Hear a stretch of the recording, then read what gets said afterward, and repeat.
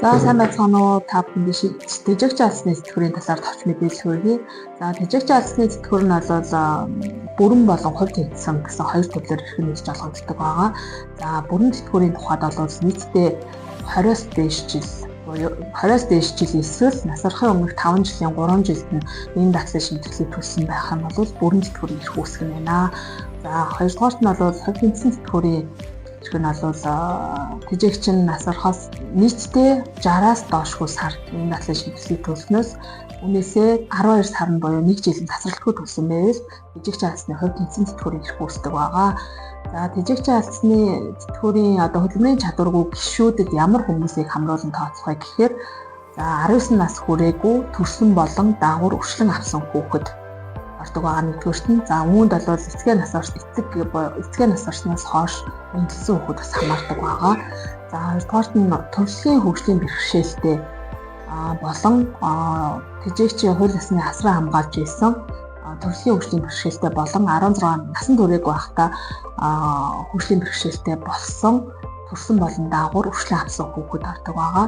За мөн тэтгэврийн ердийн насанд хүрсэн эхнэр болон нөхөр мөн тэжээнд итгэх өөр хүнгүй эцэг ийм гих мэтийн хүмүүс маань хөдөлмөрийн чадваргүй гишүүдийн тоонд ордог байгаа.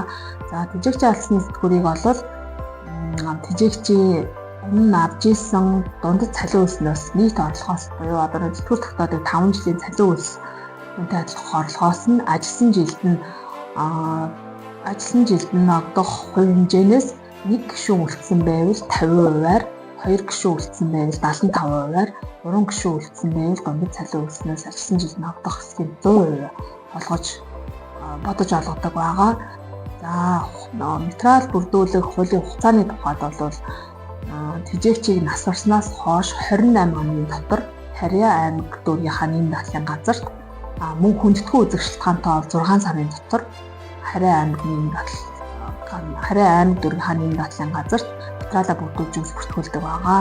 За бүрдүүлэх материалын тухайд бол өрөвдөл, иргэний үнэлгээний хуулбар, нас орсон даатгалагчийн маань нас орсны гэрчлэгээ, ам бүлийн тодорхойлолт, ажилласан жилтэй холбоотой материал, гэрлэлтийн баталгаа, үлдсэн хүүхдүүдийн насан туршаагүй хүүхдүүдийн маань төрсний бүртгэлийн гэрчлэгээ гэх мэтийн материал хэрэг болдог байгаа.